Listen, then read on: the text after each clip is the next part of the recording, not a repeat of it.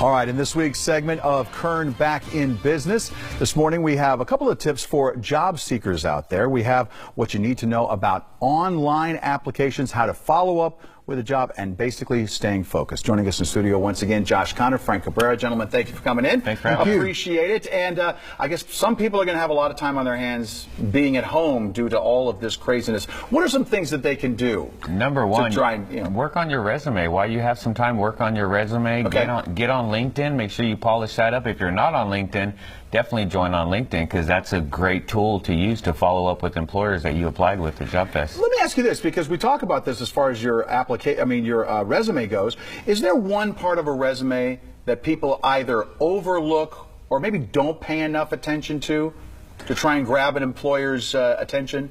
Well, again, you want to make sure that everything on your resume is up to date, that you have it current, and that the spelling, grammar's all in shape and ready to go. Spelling's a big thing, isn't it? Spelling's a big thing. The other thing is email, right? As a matter of fact, speaking of email, it's a perfect time to start making those connections online with those employers right now, because you could get an email if you go online, go to their website. Sometimes they have the email where you can contact that employer via their career section. Oh, okay. So look up their email, follow up, say you're still interested. Right now, it's very important to stay focused, in getting that job. And what else can people do as far as that goes? Definitely still follow our page. I mean, we're still going to be posting daily job leads as they come in. I know we have a few that are going to drop today. And just like Frank said, stay focused. You got to stay focused on this. This is a great time now. Go over your resume. Like he said, that's a big thing. Go over your resume, make those contacts. We know that there was some interviews scheduled for this week through our Job Fest. So we had a good success last week. This week was where?